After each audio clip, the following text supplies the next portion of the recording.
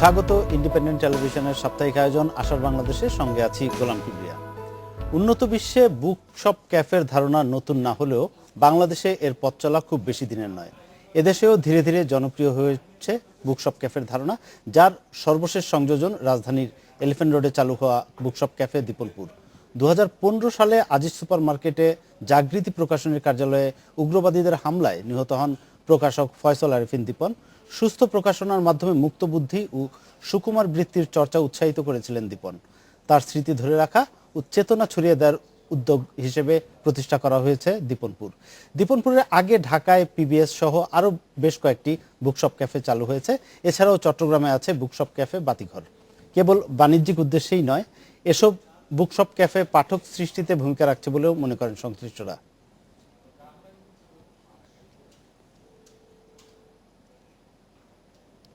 এ বিষয়ে আলোচনার জন্য আজ স্টুডিওতে আছেন বুকশপ ক্যাফে দীপনপুরের উদ্যোক্তা রাজিয়া রহমান জলি এবং বাতিঘরের উদ্যোক্তা দীপঙ্কর দাস। কথা বলছি তাদের সঙ্গে। স্বাগত আপনাদের। ধন্যবাদ। বুকশপ ক্যাফে, যেটা বলছিলাম, এটা ধারণাটা একটু নতুন আমাদের দেশে অপেক্ষাকৃত। আর 10টা বইয়ের দোকানের সঙ্গে বুকশপ ক্যাফের পার্থক্যর জায়গাটা কোথায়?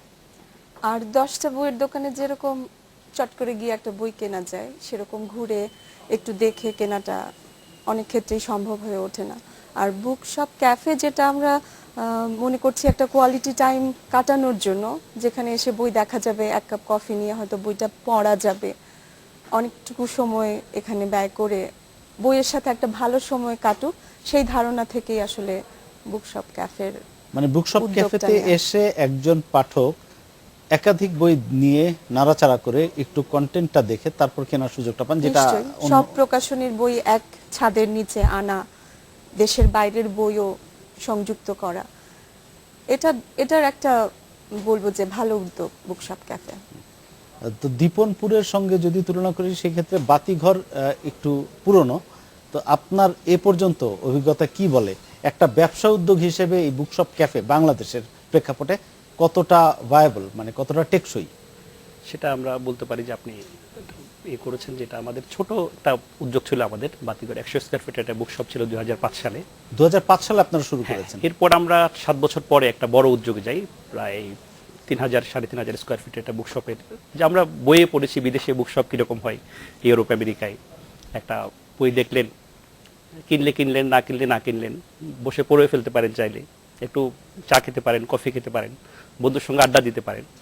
ঠিক সেভাবে আমরা মানে প্রথম শুরু করি চট্টগ্রামে, এবং এটা ট্রুলি বলতে পারেন যে আমরাই প্রথম প্রতিষ্ঠান যার ব্যাকগ্রাউন্ড ঠিক অন্য ব্যবসা ছিল না। আমরা ঠিক ব্যবসায়ী পরিবারের সন্তান নই। আমরা এই বুকশপ একটা স্বপ্ন থেকে শুরু করেছি বলা যায়, যেটা বই আমরা পড়তাম। আমরা যে সমস্যাগুলো ফেস করেছি, যে বই পাচ্ছি না, হ্যাঁ, আপনি হয়তো জানেন যে বাংলাদেশে একটু আগে ভাবের সঙ্গে আলাপ করছিলাম, আমরা সবই অ্যাভেলেবেল বাংলাদেশে। হ্যাঁ, যে আপনি কাপড় চোপড়, বিড়ি সিগারেট, কাপড় চোপড়, মাদকদ্রব্য, নিষিদ্ধ মাদকদ্রব্য যতটা অ্যাভেলেবেল, বই ততটা অ্যাভেলেবেল না। তো আমরা প্রথম চেষ্টা করলাম একটা বড় আকারে আয়োজন করব। সেটা দেশীয় বই তো বটেই, সঙ্গে সঙ্গে যে মানুষ যা চাই বিদেশি বইটাও আমরা সঙ্গে রাখবো। তো আমরা চেষ্টা করি যে আসলে পাঠক কি চায়। মানে এই যুগের 21 শতাব্দীর পাঠকও কিন্তু পরিবর্তন হয়ে গেছে। আগে যে বই মনে করা হতো একটা গল্প আর উপন্যাস, এটাই মনে হয় বই। কিন্তু পৃথিবীতে এখন আসলে একটু নন ফিকশন বইয়ের পাঠক বেড়েছে। নানা ধরনের ভ্যারাইটি, কত ধরনের যে বই হতে পারে। আপনি কাপড় সেলাই করেন, তার উপরে নানা রকম বই।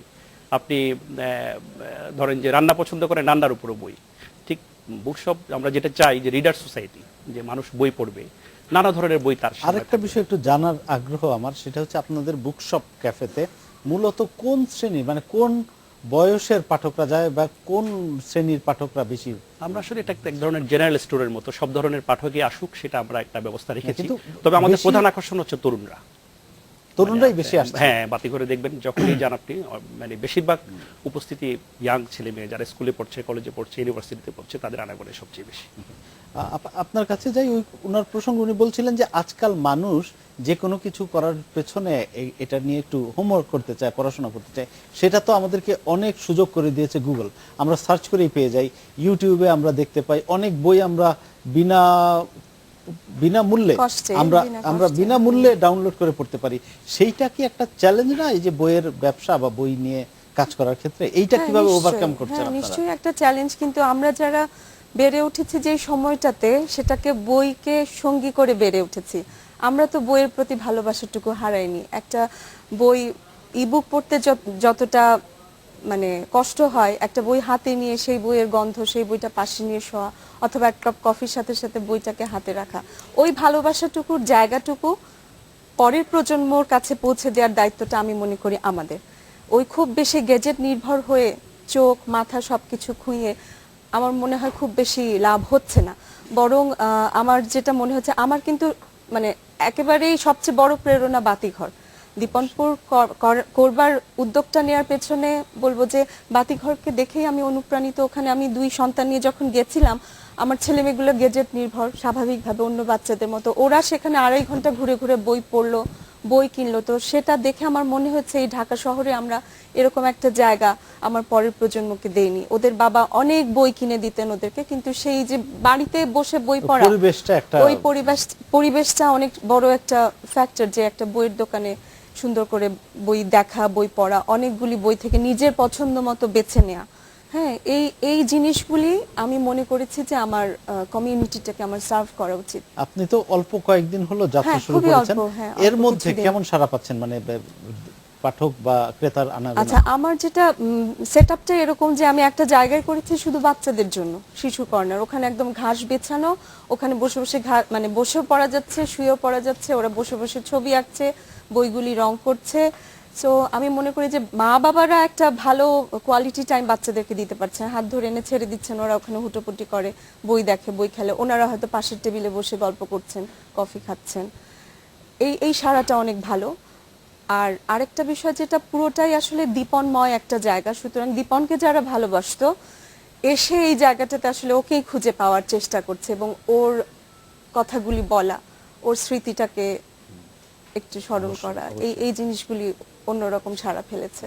আপনারা তো মানে বুকশপ ক্যাফের বই বিক্রি এবং বই পড়া এর পাশাপাশি তো নানা রকম উদ্যোগও নিয়ে থাকেন, লেখকদের সঙ্গে পাঠকের ইন্টারাকশন বা নানা রকম, এগুলো কেমন, মানুষ কিভাবে নিচ্ছে? এটা বেশ ভালো, এটা বেশ ভালো সাড়া কি উদ্যোগ পড়েছে নিয়েছেন একটু যদি বলেন? সারা দেশে এটা আমরা ধরেন একটা বইয়ের পাঠ উন্মোচন হতে পারে, হ্যাঁ, বইয়ের প্রকাশনা অনুষ্ঠান হতে পারে, লেখকরা আসেন, তাদের পাঠকের সঙ্গে কথা বলেন। এটা উভয় পক্ষ এনজয় করেন। আমার ধারণা যে পাঠকরা তার লেখকের কথা শুনতে চান, তার লেখার নেপথ্যের গল্পগুলো শুনতে চান। ঠিক লেখকও ঠিক এই কথাগুলো অন্য কোনো সেমিনার বা যে ধরনের প্রোগ্রামে লেখকরা যান সেই জায়গায় বলার সুযোগটা হয় না, পাঠকরা সেই সুযোগ পান না, অন্য অনুষ্ঠানে যেতেও পারেন না। তো আমার মনে হয় যে এটা খুব বেশ ভালো সাড়া ফেলেছে। যারা গেছেন চট্টগ্রামে তারাও এনজয় করেন, যারা যাননি তারাও জানেন। তবে একটা মজার বিষয় হচ্ছে আমাদের দেশের তারকা কারা, ক্রিকেটের তারকা বলতে পারেন, যা গান যারা করেন, সিনেমায় যারা অভিনয় করেন, কিন্তু লেখকরা যে তারকা হয়ে ওঠা উচিত বা উঠে, হ্যাঁ, সেটা আমাদের বাতিঘরের আয়োজনগুলো করতে আমি গিয়ে দেখেছি যে কোনো কোনো অনুষ্ঠানে আমরা ভেতরে পাঠকরা ঢুকতে পারিনি। হ্যাঁ, জয় গোস্বামী এসেছিলেন, মোহাম্মদ জাফর ইকবাল গিয়েছিলেন, অনুষ্ঠানে বাতিলই করতে হয়েছে রীতিমতো, যে মানুষের ধাক্কাধাক্কিতে।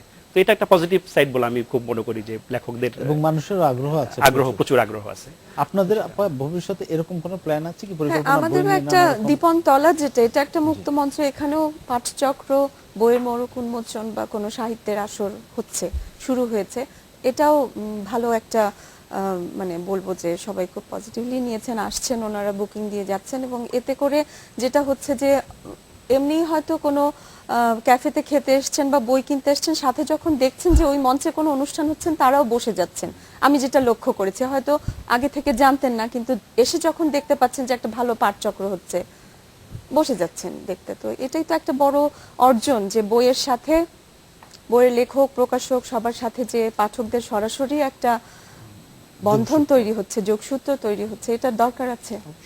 আরেকটা বিষয় ধরেন, এখন ঢাকা শহরে যেটা আমাদের চোখে পড়ে সেটা হচ্ছে অনেক বড় বড় শপিং মল হচ্ছে, অনেক সুপার স্টোর হচ্ছে, কিন্তু বইয়ের দোকান আশঙ্কাজনক হারে কমছে। আমরা যদি আজিজ সুপারমার্কেটের কথাই যদি ধরি, এটা তো সবগুলি বুটিক হয়ে যাচ্ছে। এইটা কেন হচ্ছে? ধরেন আমি বই কিনতে চাই, আমি থাকি, একজন যদি উত্তরায় থাকে, তার পক্ষে কি এলিফ্যান্ট রোডে এসে বই কেনা, মানে না, আসলে তো পুরো প্রজন্মটা বই বিমুখ হয়ে যাচ্ছে। হ্যাঁ, এর পিছনে এটা এক ধরনের যুদ্ধ। আমি বলবো যে এটা একটা আমাদের সোশ্যাল কমিটমেন্টের জায়গা থেকে অন্তত কাজ করা উচিত। আমার উদ্বোধনী অনুষ্ঠানে জাফর ইকবাল স্যারও বলেছেন যে এরকম দোকান 20টা অন্তত এই শহরে থাকা উচিত ছিল। একটা একটা করে হোক না, প্রতিটা জায়গায়, ওই যে বললেন আপনি কেন উত্তরা থেকে এলিফ্যান্ট রোডে আসতে হবে, আপনার উত্তরাতে বা অবশ্যই পুরান ঢাকা থেকে কেন হ্যাঁ, এলিফ্যান্ট রোডে অবশ্যই আসতে হবে? প্রত্যেকটা জায়গায় একটা করে ভালো বুক শপ থাকা উচিত, যেখানে দেশের বিদেশের সব প্রয়োজনীয় অথবা সাহিত্য নির্ভর বইগুলি থাকা উচিত, আপনি হাতের কাছে পেয়ে যান। বই পড়ার যে চর্চা, এটা তো আসলে উৎসাহিত করতে হবে আমাদেরকেই, হ্যাঁ, যে বই অ্যাভেলেবল করতে হবে। আদারওয়াইজ বাচ্চারা বা বড়রা যে কেউ বইটা না পেলে কেমন করে বই পড়বে, তখন ওই গুগলে সার্চ দিচ্ছেন বা ই বুকের উপর নির্ভর হয়ে যাচ্ছেন।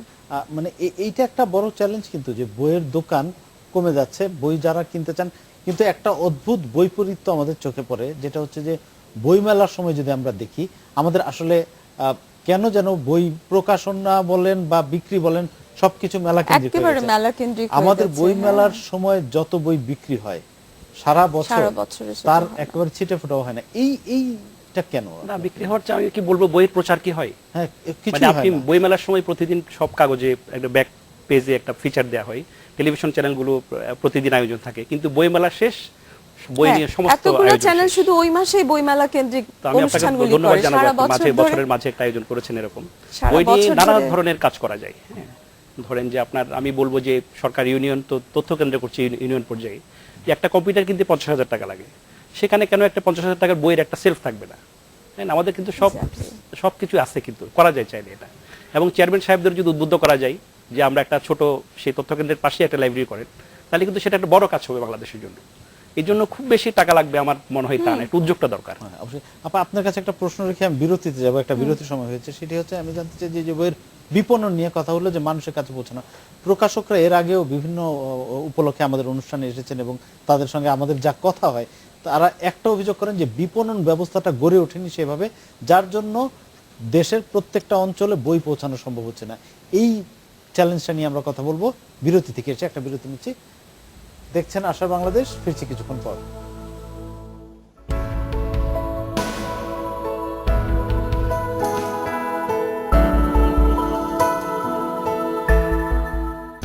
স্বাগত আরেকবার, দেখছেন আশার বাংলাদেশ। আপনার যে প্রশ্নটা আপনার কাছে রেখে গিয়েছিলাম, যে বইয়ের বিপণন ব্যবস্থাটা এখনো সেভাবে গড়ে ওঠেনি, কারণ দেশের সব অঞ্চলে বই কি পৌঁছায়? আপনার প্রকাশনের বইগুলাই যদি বলেন। হ্যাঁ, এখন প্রত্যেকটা প্রকাশনীর কি জেলায় জেলায় আউটলেট করা সম্ভব? সেটা তো না, সম্ভব না। সেটা সম্ভব। একে হচ্ছে বইটা সেরকম প্রোডাক্ট না যে খুব বেশি এর উপরে বাণিজ্য করা যাচ্ছে, হ্যাঁ, প্রকাশ করতেই যেই অনেক সময় কস্টিংটা উঠে আসে না, তো সেই ক্ষেত্রে তো ওইভাবে আউটলেট সম্ভব না। সেই ক্ষেত্রে বলবো যে জেলা ভিত্তিক, উপজেলা ভিত্তিক যদি বই পরিবেশক। পড়ার অভ্যাসটা থাকতো, ওই ওই ওই জায়গাটার কেউ যদি সেই দায়িত্বে নিয়োজিত থাকতেন যে এখানে একটা ভালো বুক স্টল থাকবে, আমরা বিভিন্ন প্রকাশনীর ভালো ভালো বইগুলি কালেকশন করব। আপনি দেখেন, আপনি আপনার ছেলে মেয়েকে বা আমরা নিজেরাই, আমরা ছোটবেলায় ঈদে একটা জামা কিনতাম, এখন সারা বছর আমরা জামা কাপড় কিনছি। আমাদের স্মৃতিতে থাকতো কোথাও কোনো দাওয়াত হলে রেস্টুরেন্টে খেতে যাওয়া, এখন প্রতিদিনই যাওয়া হচ্ছে।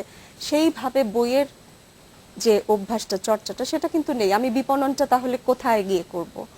অভ্যাসটা গড়ে না তোলা পর্যন্ত আসলে বিপণনের জায়গায় অনেক বেশি সংগ্রাম করতে হচ্ছে। আমার আউটলেটে বা দীপনপুরে আমি বইয়ে 10% কমিশন দিচ্ছি, এটা নিয়ে অনেক চিল্লাচিল্লি। কই বার্গার খেতে গেলে তো আপনি কমিশন চান না, পিজা হাটে গিয়ে আপনি কমিশন চান না, বই কিনতে আপনার এত কষ্ট কেন? সেম ইয়েটা আমরা বই মেলাতেও অনেক সময় ফেস করি, যে লাস্ট দিনগুলোতে আরেকটু বেশি কমিশন দেন, আরেকটু বেশি কমিশন দেন। সো বই কেনার ওই মানসিকতাটাই আসলে হারিয়ে গেছে। আগে যেরকম বিয়েতেও দেখা যেত যে বই একটা উপহার, আচ্ছা খুব খুশি হতাম যে বিয়েতে একটা বই উপহার পাওয়া গেছে। বিয়ে, জন্মদিন, কোথাও এখন বই উপহারটা দেওয়া হয় না, শুধু নিজের তাগিদে আমরা একটু বই পড়ছি, বই কিনছি। বিপণনের জায়গায় সেজন্যই বললাম যে আসলে প্রতিটা জেলাতে জেলাতে উপজেলাতে আমার মনে হয় বই উপহার দেওয়ার ব্যাপারটা, আমি এটা আমার ব্যক্তিগত মানে চিন্তা, আমি অনেক সময় কাউকে বই উপহার দিতে গেলে চিন্তা করি যে বইটা যে দেব উনি কি পড়েন, মানে এইটা একটা কোশ্চেন। আগে কিন্তু এই প্রশ্ন উঠতো না, যে কারণ বই কেউ সবাই বই পড়ে। এই জায়গাটা বিপণনের বিষয়টা নিয়ে আপনার কাছ থেকে একটু জানতে চাই, আপনার অভিজ্ঞতা কি বলে, কেন বিপণন ব্যবস্থাটা সেভাবে গড়ে ওঠে? মানে আমার অভিজ্ঞতা ঠিক বলবো না, আমার কি পর্যবেক্ষণ আছে বলতে পারি আমি, যে সারা বিশ্বেই আপনি জানেন যে প্রকাশক পুস্তক বিক্রেতার মাঝে একটা আছে যারা বইয়ের পরিবেশক, মানে আমাদের দেশে এই যে পরিবেশক বিষয়টাই এখনো নাই বলা যায় আর কি। তো আমরা ঠিক কথা বলছি অনেক প্রকাশকের সঙ্গে, আমি ইতিমধ্যেই বসেছি এটা কিভাবে ডেভেলপ করা যায়, যে আমরা বাতিঘর থেকে একটা উদ্যোগ নিচ্ছি যে একটা ডিস্ট্রিবিউশন সিস্টেম গড়ে তোলা যায় কিনা। সেটা আমরা ভাবছি যে উপজেলা পর্যায়ে কিন্তু বুকশপ আছে, ধরেন হয়তো সেটা টেক্সট বইয়ের হতে পারে, তাদেরকে কোনোভাবে একটু প্রোভাইড করা যায় কিনা, তাদেরকে আমি 100টা বই দিতে পারি যেগুলো বিক্রি হওয়ার সম্ভাবনা আছে, এভাবে একটা বিপণন সংস্থা যদি একটা গড়ে তোলা যায় ব্যবস্থা, তাহলে আমি একটা পজিটিভ লিড দেখি জিনিসটাকে। একটা বইমেলা করা যায় হয়তো, সেই বইমেলার কি হবে, সেটা ক্রেতা কারা হবে, সেটা আমরা হয়তো, এটা আসলে অনেক মিলিয়ে, তো প্রকাশক শুধু একা পারবে না, সরকারের এও দরকার, যে উপজেলা প্রশাসন, অনেক জেলা কিছু প্রশাসন। আসলে এর সাথে related। আমি অন্য জায়গায় দেখেছি, পশ্চিমবঙ্গ বলতে পারেন, যে এটা ওরা যখন বই কিনে লাইব্রেরিগুলো, স্কুল লাইব্রেরিগুলো, ওই বইমেলার সময় বই কিনে। এখন আপনি শুধু বইমেলা করলেন, কিন্তু কে আসবে সেটা আপনি ঠিক করলেন না, তাইলে তো সেই বইমেলা সফল হবে না। ঠিক আমরা এগুলো নিয়ে ঠিক ভাবছি, বলা যে আমাদের সামর্থ্য সীমিত, বাতিঘর একটা ছোট প্রতিষ্ঠান, একার পক্ষে আমরা অনেক কিছু করা সম্ভব না, কিন্তু আমরা এখানে ভাবছি, এবং আমরা আগামী বছরের মধ্যে একটা বিপণন, একটা বিভাগ খোলার একটা চিন্তা করছি আমরা। আরেকটা জিনিস একটু অ্যাড করি, যে আজকালকার বাচ্চাদেরকে পড়াশোনার ভূতটা এমন ভাবে চাপিয়ে দেওয়া হচ্ছে। আমাদের ছোটবেলাতে কিন্তু আমরা এত বেশি কোচিং নির্ভর অথবা এত পড়াশোনার ভেতরে ছিলাম না, আমরা সবাই ডাক্তার, ইঞ্জিনিয়ার থেকে শুরু করে বড় বড় জায়গায় চলে গেছি। কিন্তু আজকালকার বাচ্চারা এই একাডেমিক ধাক্কাটা সামলাতে গিয়ে আসলে এর বাইরের বইটা আসলে পড়ার ওদের সময় হচ্ছে না। বাবা মারাও অতিষ্ঠ, জিপিএ 5, গোল্ডেন 5, এসব কি সব আছে, এগুলো পেতেই হবে। সুতরাং মানে বই কিনে দেওয়ার চাইতে কোচিং সেন্টারে দৌড়ানো, গাইড বই কেনা, এই দিকে ঝুঁকে যাচ্ছেন। এটা আসলে সমাজের খুব মূলে অনেক বড় একটা পরিবর্তন দরকার, আদারওয়াইজ একটা অন্ধকারের ভিতরে আমরা ডুবে যাচ্ছি। এই যে শুরুতেই বলছিলেন যে এই প্রজন্মের ছেলেমেয়েরা, বাচ্চারা, তারা খুব বেশি গ্যাজেট নির্ভর হয়ে পড়ছে। এখান থেকে একটা বড় শিফট হতে পারে যদি বইয়ের দিকে তাদেরকে ঝুঁকিয়ে দেওয়া যায়। কিন্তু পড়াশোনা, পাঠ্যক্রম এমন একটা জায়গায় নিয়ে যাওয়া হয়েছে, তাদের হাত পা বাঁধা, তারা খেলাধুলারও সময় পায় না, বই পাঠানোর সময় পায় না। এখানে স্কুলগুলোর কি ভূমিকা থাকতে পারে, বা তাদের সেটা একটা বাস্তবতা আছে। তবে একটা আমি যেটুকু শুনেছি, সেটা স্কুলে একটা লাইব্রেরিয়ান পদ ছিল, সেটা আবার ফিরে আসছে। তো সেটা আমার মনে হয় যে স্কুলগুলোর সামর্থ্য আছে, এবং যেসব জায়গায় লাইব্রেরি আছে, আমি অনেক স্কুলে গিয়ে দেখেছি সেসব লাইব্রেরি খোলা হয় না, বন্ধ থাকে। ছেলেপেলারা কিন্তু ব্যস্ত ঠিকই, এর সত্ত্বেও সে পড়তে চায়। কিন্তু আমরা তো যদি সেই লাইব্রেরির দরজা বন্ধ করে ডাকি, তাহলে সে কোত্থেকে পড়বে এটা? আমরা যদি তাকে একটা বই কিনে না দিই, তাহলে সে আনন্দের সাথে কি করে পাবে? বইটা যে একটা অমৃত, যে কখনো রসমালাই খাইনি, সে রসমালাইর সাথে কি করে বুঝবে এটা? ফলে আমি ঠিক ছাত্রদের কোনো দোষ দিই না, আমরা দোষ দিই পারিপার্শ্বিক সব মিলিয়ে আমরা একটা বই বিমুখ একটা পরিবেশ তৈরি করছি আমরা, যেটা খুব এই বলে আমি মনে করি নৈবর্তিক একটা সোসাইটিতে প্রভাব পড়বে মনে করি। কেন সেটা আপনি এখন দেখেন, আমরা একসময় উদ্দেশ্য ছিল আমাদের সবার জন্য শিক্ষা, এখন কিন্তু প্রায় ছেলে মেয়ে স্কুলে যায়, কিন্তু সেই শিক্ষা দিয়ে কি হচ্ছে আসলে, মানুষ তৈরি হচ্ছে কিনা? যে আমরা বলি বিজ্ঞান তৈরি করবে, রোবট তৈরি করবে, তাইলে রোবট আপনাকে বিজ্ঞান তৈরি করতে হবে না, আপনি মানুষকে রোবট হিসেবে তৈরি করছি আমরা সমাজে।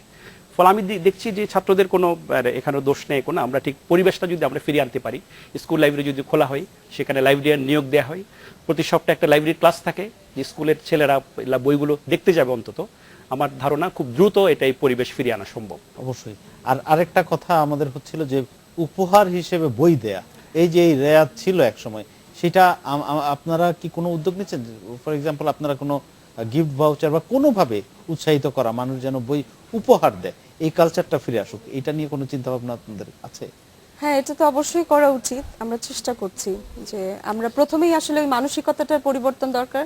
বইয়ের কাছে আসুন, বই দেখুন, হাতে নিন, পছন্দ হন, পছন্দ করুন, পছন্দ হলে আপনারও মনে হবে পছন্দের মানুষটাকে একটা বই গিফট করি। বইয়ের ভেতরে যে রসটা, সেটা যখন অনুধাবন করবেন, নিশ্চয়ই সেটা প্রিয়জনের সাথে শেয়ার করতে আপনার ভালো লাগবে। অবশ্যই। আমরা যেটা করেছি সেটা প্রথমত হচ্ছে আপনার গিফট ভাউচার আমাদের এখানে আছে, যে কোনো পরিমাণ বইয়ের উপহার দিতে পারবেন আপনি, সেটা চাইলে সঙ্গে সঙ্গে দেওয়া হয় এটা। আর একটা হচ্ছে আমরা এখন পরিকল্পনা করছি যে এটা বয়সের উপযোগী, 6 এর উপযোগী 1000 টাকার বই, 7 এর উপযোগী আমরা একটা প্যাকেজ করে রাখবো, সেটা চাইলে পারবেন নিতে। তবে আমার যেটা আরো একটা পর্যবেক্ষণ বলতে পারেন এটা, যে এক সময় আমাদের আসলে মানসিকতার একটু পরিবর্তন দরকার। এই জন্য আগে এক সময় যখন হয়তো দেশের খুব অভাব ছিল, হয়তো জানেন, মানুষ থালা বাটি উপহার দিত বিয়েতে, কিন্তু সেই অবস্থা মানুষের এখন নাই। মানুষের বাসায় একাধিক ডিনার সেট, একাধিক মানে তার যে উপকরণ সেটা আছে, কিন্তু আমাদের মনে রয়ে গেছে বোধহয় আমাদের এটা বোধহয় দরকার, তার আসলে তার দরকার নেই। সেই সেট পড়েই থাকে, কিন্তু একটা সেটই বা দুইটা সেট ব্যবহার হয়, বেশিরভাগ ব্যবহার হয় না। ফলে আমাদের যদি আমরা চাই, আপনি বললেন বই কে পড়বে, বই আসলে পড়বে কেউ না কেউ। তার বাসায় আপনি যদি উপহার দেন, তার ছেলে পড়বে, তার ভাই পড়তে, তার বোন পড়তে, যে কেউ হাতে পড়বে কিন্তু, এবং সে একটা বই পড়ার পর আরো একটা বই পড়তে হয়তো উৎসাহিত হবে। অবশ্যই। আর বইয়ের প্রকাশকদের আরেকটা মানে যেটা তারা চ্যালেঞ্জ হিসেবে দেখেন, আমাদের কাছে যেটা বলেছেন, যে বই প্রকাশ করতে যেই খরচ হয়, পাঠকরা সবসময় দাবি করে যে বইয়ের দাম অনেক চড়া। কারণ এখন খরচ বেড়ে উঠেছে। আবার পাঠকরা বলে যে বইয়ের এত বেশি দাম যে আমরা তো কিনতে পারি না। এই জায়গাটার মধ্যে একটা কোন জায়গায় আমরা মাঝামাঝি অবস্থানে না, আসতে পারি? আমার তো মনে হয় অন্যান্য দেশের তুলনায় বাংলাদেশের বইয়ের দাম কম। আপনি 100 টাকায় 150 টাকায় বই পান, আপনি বার্গার খান 300 টাকা দিয়ে, কফি খান আরো বেশি দাম দিয়ে ভালো ভালো জায়গায়। সুতরাং ওই জায়গাটাতে মানসিকতাটার পরিবর্তনটাই জরুরি। বইয়ের কস্টিংটা তো চিন্তা করতে হবে। একজন প্রকাশক যখন বইটা প্রোডাকশনে যান তার তো অনেকগুলি ধাপ পেরিয়ে এই কস্টিংটা উঠাতে হবে। তার মানে আপনি বলছেন বইয়ের দাম বইয়ের দাম যৌক্তিক আমি মনে পর্যায়ে করি আছে। অবশ্যই যৌক্তিক পর্যায়ে আছে। আচ্ছা, পেপার ব্যাগ বই যদি আমরা করতে পারি আরো বেশি, তাহলে কি মানুষের কাছে মানে দামের পেপার ব্যাগ বাংলায় ঠিক পেপার ব্যাগ জনপ্রিয় হয়নি, যেটা দুই বাংলায় প্রকাশকদের যে অভিজ্ঞতা আমরা শুনেছি সেটা কারণ আমাদের দেশের লোকজন বই কেউ সংরক্ষণও করে, কিন্তু মানে বিদেশে যেরকম বই স্টেশন থেকে নেওয়ার সময় কিনলাম, পরে আবার পরের স্টেশনের মধ্যে পড়া হয়ে গেল, আমার ফেলে দিয়ে চলে গেলাম, এটা রাখার সমস্যা। আমাদের এখানে কিন্তু বইয়ের পাঠক এক ধরনের কালেক্টরস, সে বই সংগ্রহ করে, পরে সে একটু হার্ড কভার বই চাই। আর দাম নিয়ে যেটা বললেন আপনি, সেটা এখন হয়তো 300-500 বই বের হই, সেই জন্য আমাদের হয়তো Costing প্রকাশকদের বেশি 300-র মধ্যেই তার বিনিয়োগটা উঠে আসতে হবে। আমি মনে করি বাংলাদেশে যখন বিক্রি বেড়ে যাবে তখন 400 বেশি উপজেলা, একটা উপজেলা যদি 2 কপি করে বই বিক্রি হয়, সেটা 1000 বই বিক্রি হলে সেটা আমার ধারণা বইয়ের দাম অনেক কমে আসবে। এই জায়গাটায় আমি আসবো আপনার কাছে বিরতির পর। আবার একটা বিরতির সময় হয়েছে, আবার নিচ্ছে একটা বিরতির, সঙ্গেই থাকবেন।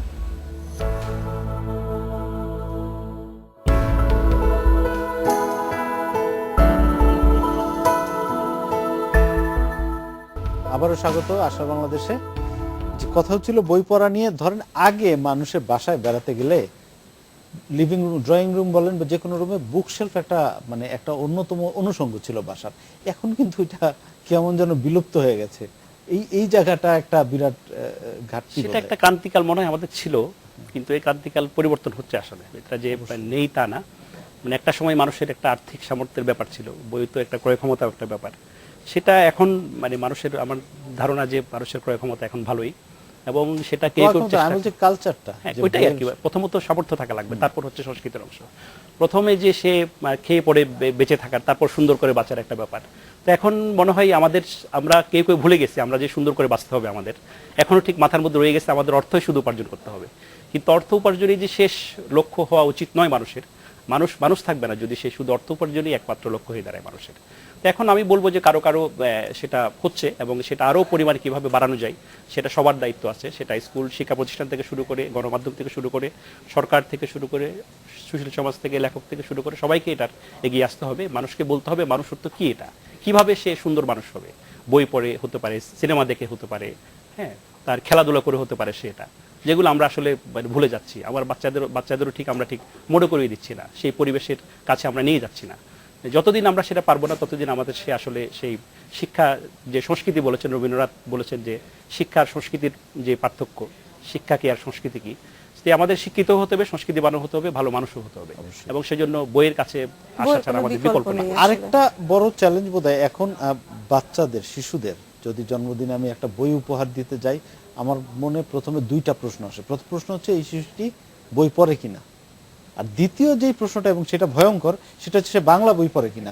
এটা কিন্তু আরেকটা জায়গায় আমরা যাচ্ছি যে ইংলিশ মিডিয়ামে পড়ছে ঠিক আছে, কিন্তু বাংলা পড়াটা সেভাবে সে অভ্যস্ত হচ্ছে কিনা বা শিখছে কিনা, এটা একটা বড় চ্যালেঞ্জ মনে করেন কি? হ্যাঁ, নিশ্চয়ই। এটা তো মানে আসলে আগের প্রজন্মের এদের দায়িত্বের মধ্যে পড়ে। যে আমি যে ছোটবেলায় গল্পগুলি পড়ে বড় হয়েছি, রুশ উপকথা বলেন, ফেলুদা সমগ্র বলেন, বাংলাদেশের কোনো বই বলেন, শিশু একটা মাসিক পত্রিকা বের হতো, আমার লাগতোই। তো এখন আসলে আমাদেরকেই ওদেরকে একটু এই মোটিভেশনটা দরকার যে আমি যেই রসগুলো নিয়ে বড় হয়েছি এগুলি তোমাকেও পেতে হবে। তুমি তো এই দেশেই জন্মেছো, এই দেশের পরিবেশ এবং ঐতিহ্য নিয়ে তোমাকে বেড়ে উঠতে হবে। তুমি যদি মুক্তিযুদ্ধ না জানো, ইংলিশে আসলে কতটুকু মানে বর্ণনা দেওয়া সম্ভব মুক্তিযুদ্ধে, অথচ আমাদের কালজয়ী উপন্যাস আছে, কবিতা আছে, এগুলি তো জানতে হবে। ভাষার যে ইতিহাস সবটুকু না জেনে বড় হলে আমার মনে হয় এরা অতিথির মতো এই দেশে থাকবে, শেকড়টা ঠিক জোরদার হবে না। তাই বলছি যে ওদেরকে দোষ দেই না, দোষটা আসলে পারিবারিক আবহ, পরিমণ্ডল, পরিবেশ সবকিছুর উপরে নির্ভর করে। যে এলাকাতে সে থাকে সেখানে তো কোনো লাইব্রেরি নাই, সে যে ওই বইগুলি পাবে, অথবা বাসার যে সদস্যরা বড়রা এত বেশি ব্যস্ত থাকেন ওই দিকটা ঠিক আলোকপাত করবার সুযোগ বা সময়টুকু হয় না যে তুমি আজকে কোন বইটা পড়েছো, আসো ডিসকাস করি, অথবা আমি ছোটবেলায় এটা পড়েছিলাম তোমার পড়ে কেমন লাগলো। এই জিনিসগুলো আসলে তৈরি করতে হবে, না হলে এই ইংলিশ মিডিয়ামে পড়া ছেলেমেয়েরা নিজেরাই বিপদে পড়ে যায়। ওরা বাংলা অনেক কিছু জানে না, বুঝতে পারে না, পরবর্তীতে গিয়ে ইউনিভার্সিটি ভর্তি পরীক্ষা থেকে শুরু করে সব জায়গায় একটা বিড়ম্বনার মুখোমুখি হয়, যার কারণে ওরা দেশ বিমুখ, ওরা বিদেশে যেতে স্বাচ্ছন্দ্য বোধ করে, ওখানে থাকতে পছন্দ করে। তা আলটিমেটলি যেটা হচ্ছে, আমরা তো একটা প্রজন্ম হারিয়ে ফেলছি। এটার দায়িত্ব আসলে পরিবারের যেমন আছে, স্কুলের সমাজের অবশ্যই আছে, আছে। রাষ্ট্রের আছে, সবার আছে। আরেকটা আবার যদি বইমেলাতে ফিরে যাই, ধরেন বইমেলাতে প্রতি বছর আমরা দেখি যে শিশু বলেন, তরুণ বলেন বা প্রৌঢ়, যারা সব বয়সের লোকজন গিয়ে প্রচুর পরিমাণে বই কিনছে এবং নানা রকম বই বিক্রি হচ্ছে এবং তার চেয়েও বেশি অনেক বই প্রকাশিত হচ্ছে। এই যে এক মাসের এত বিরাট কর্মযজ্ঞ, এইটা তো ওই মাসে থাকুক আমরা চাই, কিন্তু এটাকে যদি একটু ছড়িয়ে দেওয়া যায় সারা বছর ধরে, তাহলে তো সেটা সুফল আমরা সারা বছর পাবো। এইটা কিভাবে করা ঠিক সম্ভব? বইমেলাটাকে আমি ঠিক সমাধান এটাকে মনে করি না। না, বইমেলা বইমেলা সমাধান হচ্ছে আমি ধরেন বলছি- একটা ট্রেড ফেয়ার হয়, 15 দিনের ফেয়ার হয়, সেটা কি সারা দেশের বিজনেসের একটা বড় অংশ সারা দেশের, তা হতে পারে না। এটা বুক ফেয়ার হচ্ছে মানুষ একটু দেখলো যে কি আসলো বাজারে, নতুন কি আসলো সেটাই। কিন্তু আমাদের আলটিমেটলি কিন্তু দায়িত্ব তো ব্যাপারটা তা না। বুকশপ যারা, সেগুলোকে চাঙ্গা করতে হবে। শুধু বই মেলার বিক্রি দিয়ে কখনো একটা ইন্ডাস্ট্রিটা শিল্প হিসেবে দাঁড়াতে পারবে না এটা, যদি না আমরা সেই বইটাকে আরো ছড়িয়ে দিতে পারি। এটাকে আমাদের করতেই হবে, যে কোনো উপায়ে এটা আমাদের ভাবার সময় চলে এসছে খুবই, যে বইমেলার ভালো রেসপন্স আপনি বলছেন, কিন্তু সারা দেশে বই পাওয়া যায় না। এটা কিভাবে সহজলভ্য করা যায় সেটা চেষ্টা করতে হবে। বড় বড় বইমেলার বুকশপগুলো যে ফলাফল আমরা দেখি, বই বিক্রির যে ভলিউম আমরা দেখি, সেইটার থেকে কিন্তু এই উপসংহারে পৌঁছানো যায় না যে মানুষ বই পড়ছে না। নিশ্চয়ই। অবশ্যই মানুষ সেটা পড়ছে। নাকি এর পরও এর বাইরেও যে বাজার আছে, হ্যাঁ, আমি সেটাই বলছি সারা বলছি, বছর ওই বই পাওয়ার তো জায়গাটায়- উপায় কি? হ্যাঁ, ওই জায়গাটাই সেই জন্য এই ধরনের বুকশপ গুলো দরকার। এখন বুকশপ, নতুন ধরনের গণপাঠাগার। বুকশপ দরকার, সেটা হচ্ছে কিছু আরো দরকার হওয়া। এবং সেটা একটা, আমি যদি মনে করি যে বাতিঘরের মতো আরো যদি বাংলাদেশে 50টা বুকশপ থাকতো, তাইলে প্রকাশকদের বেঁচে থাকা কিন্তু অনেক সহজ হয়ে যেত। যে আমরা যদি প্রতিটা বুকশপ থেকে ধরেন অন্তত 50,000 টাকার একটা রেভিনিউ আসে পাবলিশারের পক্ষ থেকে, সেটাও কিন্তু মাসে ধরেন 25 লাখ টাকা সে পেত। আমি ধরলাম 10,000 টাকা হইলো, তাইলেও সে কিন্তু সে 2.5 লাখ টাকা পেত অন্তত, তার একটা বড় একটা আয়ের উৎস হতে পারতো। কিন্তু এখন বইমেলার পরেই আমাদের মনে হয় সবার দায়িত্ব শেষ। সেটা ঠিক বড় একটা ব্যবসায় এই যে বুকশপগুলো হচ্ছে, সে ধরেন আমরা একটা বুকশপ করলাম, এখন আমরা ঢাকায় আরেকটা করার চেষ্টা করছি, এটা হতে হবে। নাইলে কিন্তু এই ব্যবসা যদি এটা এক জায়গায় রয়ে যায়, তাহলে ঠিক এটা যেটা পুঁজির ধর্ম, যেটা একটা বড় হওয়া এটাকে, কিন্তু ব্যবসাটা তখনই এক জায়গা থেকে আরেক জায়গায় যাবে, এটা তো অবশ্যই মার্কেট ইকোনমি। আপনি যখন মনে করবেন এটা ভায়াবল, না বাইবেল তো এটা জন্য বলছি, এটা ক্রেতা বাড়ানো ছাড়া আমাদের উপায় নেই কোনো। এটা কি বাজারটাকে অনেক বড় করতে হবে। এখন যে পাঠক সংখ্যা আছে তাকে আরো বড় করা, তার কাছে বই পৌঁছে দেয়া, এটা এনশিওর করতে হবে। এটা নাইলে এই বুকশপগুলোর পক্ষে টিকে থাকা কঠিন হয়ে যাবে একসময়। অবশ্যই। এই যে এই বইয়ের আরেকটা বিষয় হচ্ছে যে আপনার লেখকদের আরেকটা জায়গা হচ্ছে যে তারা ঠিক মতো, লেখকরা রয়্যালটি পান না বাংলাদেশে অনেকে। সেই জায়গাটা আপনি প্রকাশক হিসাবে আপনার কাছে জানতে চাই। না, একই কথা ঘুরে ফিরে আসবে যে বইয়ের যদি অপ্রতুলতা বলবো না, বই হচ্ছে অনেক বই, আমরা প্রতি বছর অনেক বই প্রকাশিত হয়, এই বইগুলি যদি ক্রেতা না কেনেন, তাহলে প্রকাশক কিভাবে এই ইয়েটা বেয়ার করবেন? হ্যাঁ, সবকিছুই যদি সেই রকম চাহিদা থাকে, বই যদি সেই ওই যে 1000 কপি যদি চলে যায়, রয়্যালটি তো ঠিক মতো দিতে প্রকাশকের অসুবিধা হওয়ার কথা না, বরং লেখককে অনুপ্রাণিত করতে, তার আরো ভালো লেখার জন্য রয়্যালটিটা তো এক ধরনের ভালো একটা প্রণোদনা। হ্যাঁ, উনি আমাদের দেশে তো লিখে আসলে লেখক পেশায় আসাটাই তো কেউ সাহস করেন না, এই কারণেই যে লেখক হয়ে বাইরের দেশগুলোতে আমরা যখন দেখি এক একজন লেখক এত বেশি উপার্জন করতে পারে না, আমাদের দেশের লেখকরা তো সেটা পারছেন না, গুটি কয়েকজন ছাড়া। একটা মধ্যবিত্ত পরিবারের যখন তার সীমিত আয়ে মাস চালাতে হয়, তার নানা রকম বাজেট থাকে। সে যদি খুব ভালো লেখার হাতও থাকে, সে কখনো বলবে না যে আমি লেখক হব। সে এমন একটা মানে চাকরিতে যেতে চাইবে বা উদ্যোক্তা হতে চাইবে যেখান থেকে তার আয়ের উৎস আসবে। না, আমি অন্য প্রসঙ্গে বলছিলাম, ধরেন একটা মধ্যবিত্ত ফ্যামিলির একটা সীমিত আয়ের যাদের মাস চালাতে হয়, তাদের একটা বাজেট করে নিতে হয়। বাড়ি ভাড়া এত, খাবার খরচ এত, বাচ্চাদের স্কুলের খরচ, চিকিৎসা খরচ বা অন্যান্য বিনোদন, সেটার মধ্যে বই কেনার কি কোনো অংশ কারো থাকে মাথায় নাকি?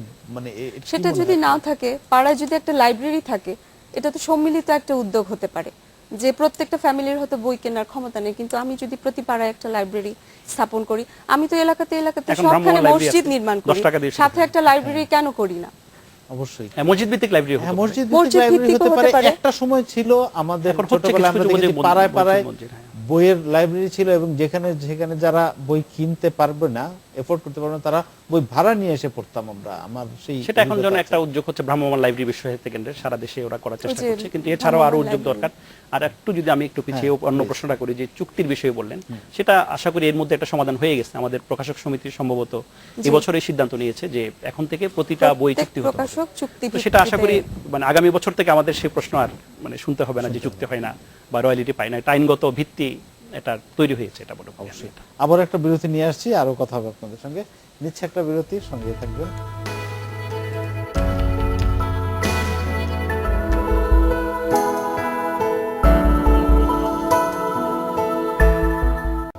আবার স্বাগত আশা বাংলাদেশে।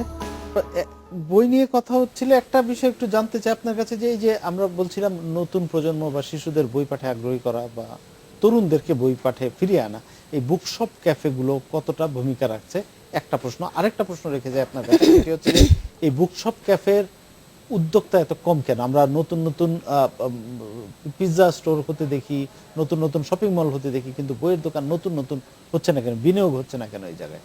দুইটা আমারও তো বিষয়। একই প্রশ্ন, যে এই যুদ্ধ পরবর্তী বাংলাদেশে এতটা বছর পাড়ি দিয়ে আমি তো আমার শহরে কোনো বুক শপ নতুন তৈরি হতে দেখিনি। তো ওই যে বাতিঘরে গিয়ে যে অনুপ্রেরণাটা তখনই এসে আসলে সমমনা বন্ধুদের সাথে শেয়ার করে, কারণ এর পেছনে একটা বিরাট অর্থায়ন জড়িত। হ্যাঁ, সেটা আমার একার পক্ষে সম্ভব ছিল না। তো সমমনা বন্ধুদেরকে পেয়ে, এবং আমার মূল উদ্দেশ্যটা এটাও ছিল যে দীপনের স্মৃতির উদ্দেশ্যে একটা জায়গা করা, যেখানে ঢুকলেই দীপনকে মনে পড়বে আমাদের। তো ওই ক্ষেত্রে আমি দেখেছি যে সফল উদ্যোক্তা বলেন বা অনেক অর্থ যাদের আছে, মানে বিভিন্ন শিল্পে যারা বিনিয়োগ করেন, তাদের এই মানসিকতাটা আমি দেখিনি যে একটা বুকশপ ভালো করে তৈরি হোক। বড় বড় শপিং মল হয়েছে, বসুন্ধরাতে একটা বইয়ের দোকান আছে, যমুনা ফিউচার পার্কে কি কোনো বইয়ের দোকান আছে? রাস্তাতেও তো কোনো সুন্দর কোনো বইয়ের দোকান নেই যে আপনি হাঁটতে হাঁটতে একটা বই নিয়ে আজকের রাত্রে সেই বইটা পড়লেন। তো এটা আসলে একটা আমূল পরিবর্তনের দরকার। আর এই যে পাড়ায় পাড়ায় না হোক, অন্তত একটা এলাকা ভিত্তিক যদি বইয়ের দোকানগুলি কেউ যদি কয়েকজন বন্ধু মিলে উদ্যোগটা নেওয়া যায়, আমি তো দেখি মানে এটা অনুষ্ঠানটাই আজকে আশার বাংলাদেশ, তো আশার কথাই বলি। তরুণেরা তো বই পড়ছেন, তো কয়েকজন তরুণ মিলেই যদি উদ্যোগ নেন, ছোট্ট একটা টি স্টল থাকলো, সাথে বই থাকলো, এভাবে আসলে আস্তে আস্তে চেঞ্জ করতে হবে। আমরাও বাতিঘরের কাছ থেকে আসার কথাই শুনতে চাই। আপনারা প্রথম উদ্যোগটা নিয়েছেন চট্টগ্রামে। চট্টগ্রাম যদিও রাজধানী না, কিন্তু অনেক বড় শহর, তারপরেও বলবো যে ঢাকার বাইরে অন্তত একটা উদ্যোগ নেওয়া হয়েছিল। আপনি কি মনে করেন যে বড় জেলা শহরগুলোতে অন্তত এখন এরকম উদ্যোগ নিলে সেটা ব্যবসায়িকভাবে সফল হবে বা মানুষের আগ্রহ সৃষ্টি করতে পারবে? জেলা শহর তো বাদ দেন, প্রথমত রাজধানী শহরেই বুকশপ পর্যাপ্ত নাই, তারপর বিভাগীয় শহরে নাই। তো আমি যেটা বলতে চাই সেটা হচ্ছে, ধরেন এখানে প্রথমত একটা জ্ঞানভিত্তিক শিল্প, এটা যেটা শুধু চাইলে আমি টাকা দিয়ে একটা বুকশপ করে ফেললাম, সেটা সম্ভব না এটা। তবে যারা করতে চায় তাদের জন্য স্পেস দরকার, যে উনি যে পরিমাণ ভাড়া দিয়ে একটা বড় স্টোর নিলেন, সেটার যাতে না হয় যে বড় জড়ো মলগুলো যেগুলো বলছেন, যে বসুন্ধরা বলেন বা অন্যান্য যমুনা ফিউচার পার্ক, এসবে কোনো বইয়ের কোনো স্পেস নাই। হ্যাঁ, কিন্তু আপনি বিদেশের শপিং মলে গেলে দেখবেন একটা অপশনই থাকে যে এখানে বুক স্টোর থাকতে হবে এখানে। সেটা একটা বড় সমস্যা বলে আমি মনে করি, এবং এখানে সেই উদ্যোক্তা দরকার যারা ঠিক এটা একটা অনুপ্রেরণা থেকে আসছে এই পেশায়। হ্যাঁ, এটা ঠিক জেনে আসছে একটা এই পেশায়, সেটা দরকার। শুধু ঢাকা শহরে হয়েছে কিন্তু অতীতে, আমি ঠিক নাম উল্লেখ করতে চাচ্ছি না, ঢাকা শহরে অনেকগুলো বড় বড় বুকশপ হয়েছিল, কিন্তু সেটা বছর 5-এও টিকতে পারেনি। এটা তার কারণ হচ্ছে তার যারা এটার সঙ্গে যুক্ত পরিচালনার সঙ্গে, তাদের সঙ্গে বইয়ের কোনো ঠিক সেরকম সম্পর্ক নাই। তো ঠিক আমরা উদ্যোক্তা চাই। এটার পেছনে কি আরেকটা কারণ হতে পারে যে অন্য যে কোনো 8-10টা ব্যবসার মতো বইয়ের একটা ইয়ে থেকে দ্রুত মুনাফার দিকে যাওয়ার সম্ভব না, বা এটা একটু স্লো?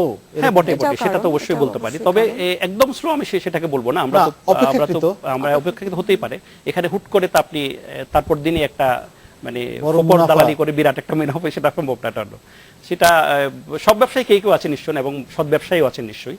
তো তবে মানে আমরা দেখছি যে আমরা যাতে শুরু থেকে চেষ্টা করেছি এটা একটা প্রফেশনাল বুকশপ যাতে হয়ে ওঠে, এটা যে এটার অন্য কোনো আয়ের উৎস নেই, আমাদের বই বিক্রি করে আমাদের চলতে হয়, এবং আমাদের যারা কাজ করেন তারাও ঠিক যাতে ওইভাবে ওই পরিবেশটা পেয়ে গড়ে ওঠে, যারা এখানে বই কিনতে আসবেন তাদেরকে সেই পরিবেশটা যেন দেওয়া হয়। ঠিক আগে যারা কয়েকটা বুকশপ হয়েছিল, বন্ধ হয়ে গেছে ঢাকা শহরেও, সেটা আমি গিয়েছি, কিন্তু প্রত্যেকটা বুকশপে আমি যখন আমি বুকশপ শুরু করিনি তখনও গিয়েছি। আমি ঠিক বুঝতে চেয়েছি, বই নিয়ে আমি পড়তাম, ভাবতাম, লাইব্রেরি নিয়ে ভাবতাম বলে আমার আগ্রহ থেকে আমি গিয়েছি। ঠিক আমি বলবো পাঠকদের সারার যে পড়েনি বলে এগুলো টিকেনি তা না, পাঠকদের রেসপন্স খুব ভালো ছিল। তাহলে কি আপনি বলছেন উদ্যোক্তাদেরই? হ্যাঁ, আমি বলবো সেটা আগ্রহের জায়গাটা। উদ্যোক্তারা ঠিক অতটা ইনভলভমেন্ট ছিলেন না এখানে। আমরা ঠিক সেরকম উদ্যোক্তা চাই যারা এটা প্রাণিত উদ্যোক্তা চাই, সেটা বলা যায়, যে বইয়ের সঙ্গে যাদের সম্পর্ক আছে, যারা ঠিক ফিল করবেন জিনিসটা পাঠক কি চান আদৌ, সেটা যতদিন না আমরা পাচ্ছি না ততদিন আমরা সেই বুকশপগুলো টেকানো আমাদের পক্ষে সম্ভব নয়। এবং নতুন পাঠক তৈরিতে আমার কি কি সার্ভিস হ্যাঁ, দেওয়া বটে, উচিত? বটে। সেই একদম একটা মানুষ সেই তার বুকশপে প্রেরণা থেকে এসে জিনিসটা, সেই তার হৃদয়ের কমফর্টটা ভিতর যেন থেকে সেই পায়। জিনিসটা আসতে হবে। হ্যাঁ, অনেকটা তাইলে সময় সে bookshop স্পেন্ড করবে, একটা বই পড়বে বা দেখে শুনে বই কিনবে। বইয়ের সঙ্গে সময় বইয়ের কাটানো। সঙ্গে সময় কাটানো। আমরা অনুষ্ঠানের শেষ পর্যায়ে চলে এসেছি। একটা ছোট জিনিস জানতে চাই, আপনি বলছিলেন যে এখনো বিভিন্ন সাইটে যে বইগুলো নিয়ে আলোচনা হয়, পুরনো বইগুলোও মানুষ অনেক পড়ছে, সেগুলো নিয়ে এই প্রজন্মের তরুণরা বা ছেলেমেয়েরা। হ্যাঁ, যেমন আমি চেষ্টা করেছি একটা সাইটে রাখতে শুধু পুরনো বইয়ের একটা সেই জায়গাটাই হ্যাঁ। আসি। ধরেন যেই বইগুলো মানে এখন আর সেভাবে পাওয়া যাচ্ছে না, হ্যাঁ। যেগুলো মোটামুটি দুষ্প্রাপ্য হয়ে পড়েছে, সেগুলো রিপ্রিন্টের কোনো উদ্যোগ কি আপনারা সেটা তো চিন্তা অবশ্যই করছেন? নেওয়া উচিত প্রকাশকদের। আর এইসব লাইব্রেরির ক্ষেত্রেও যে আমি অনেককে আহ্বান করেছি যাদের বাড়িতে পুরনো স্টক আছে অনেক বইয়ের, বাবা মা বয়স্ক হয়েছেন, ছেলেমেয়েরা সব বাইরে চলে গেছে, বই শের দরে বেচে দিচ্ছেন, তাদেরও বলছি যে আমার স্টোরে এসে বইগুলি দিয়ে দেন। ছেলেমেয়েরা এসে বইগুলি পড়ছে, আগ্রহ নিয়েই পড়ছে। অবশ্যই। জি। তো এই বইয়ের আগ্রহ মানুষের মধ্যে জেগে উঠবে আপনার যখন তারা বইয়ের মধ্যে থাকবে এবং বইয়ের সঙ্গে সময় কাটাবে, সেটাই তো মূল উদ্দেশ্য বুক ক্যাফের। হ্যাঁ, বটে, বটে। সেটা আমরা চাই যে এখানে যারা বই পড়ে তারা তো আসবেই, যারা বই পড়ে না তারাও আসবেন, যারা বই পড়ে তাদের বন্ধুদের আহ্বান জানাবেন। এবং সেটা হয় দেখেছি আমি, যে আমাদের বাতিঘর অনেকেই আসতে দেখেছি যারা হয়তো আগের পূর্ব অভিজ্ঞতা নেই বই পড়ার, কিন্তু এসে তার ভাল লাগছে। আমি আরেকটা বিষয় যোগ করবো এখানে, যে বাতিঘর হচ্ছে একটা নতুন ধরনের বুকশপ, যেখানে তার ইন্টেরিয়র ডিজাইনটা অন্যরকম। যে মানুষ আমরা ঠিক দেখছি যে ট্রেডিশনাল যে বুকশপ ইউরোপ আমেরিকার বলেন, বাতিঘর তার থেকে একটু আলাদা কেন এর জন্য, যে তার ইন্টেরিয়র ডিজাইনটা ঢুকেই সে কিন্তু একটু ইন্সপায়ার্ড হলো, এটা যে আমি কোথায় আসলাম, এটা কোন জগতে আসলাম এটা। তারপর সে বই তো আছেই, এবং তার বন্ধুদেরও সে বলে অনেকে। তার মানে আপনি বলছেন নতুন পাঠকও তৈরি করছে। সেটা তো অবশ্যই, নতুন পাঠক তো বটে। নতুন পাঠক না হলে কিন্তু এই উদ্যোগগুলো অবশ্যই টিকবে না। আমাদের নতুন নতুন পাঠকদের কাছে যেতে হবেই, নতুন মানুষ এখানে বইয়ের জগতে আসতেই হবে, এটা নতুন পাঠকদের, নাইলে এটা শিল্প হিসেবে ঠিক দাঁড়াবে না। তো আমরা একটা আশার কথা, যে আরেকটা আপনি আশার কথা বলতে বললেন, যে আমাদের বাতিঘর চট্টগ্রামে হয়েছে, এবং আগামী মাস দুয়েকের মধ্যে ঢাকায় আমরা একটা আরো বড়, যে চট্টগ্রামের চেয়ে প্রায় দ্বিগুণ ৫,০০০ বর্গ ফিটের একটা বিশ্ব সাহিত্য কেন্দ্র ভবনে আমরা শুরু করতে যাচ্ছি। এবং সেটার ইন্টেরিয়র ডিজাইনও ঠিক আমরা ঠিক করেছি লালবাগ কেল্লা, বিশ্ব সাহিত্য কেন্দ্র ভবনে। মানে এটা একটা থিমেটিক বুকশপ। চট্টগ্রাম যেমন আমার একটা পুরনো জাহাজের মতো থিম, এটার গেলেই মনে হবে এটা চট্টগ্রাম বাণিজ্যিক নগরীর সঙ্গে মিলিয়ে জাহাজ। আমরা ঢাকারটা করেছি লালবাগ কেল্লার মতো একটা ডিজাইন তৈরি করছি, মোগল ইন্টেরিয়র ডিজাইন। আশা করব আপনাদের বুকশপ ক্যাফের উদ্যোগ সফল হোক এবং আরো মানুষ যাক, আরো পাঠক তৈরি হোক। আমরা অনুষ্ঠানের শেষ পর্যায়ে চলে এসেছি। ধন্যবাদ আমাদের স্টুডিওতে আসার জন্য। এই ছিল আজকের আশা বাংলাদেশে আমন্ত্রণ, আমাদের পরের আয়োজন।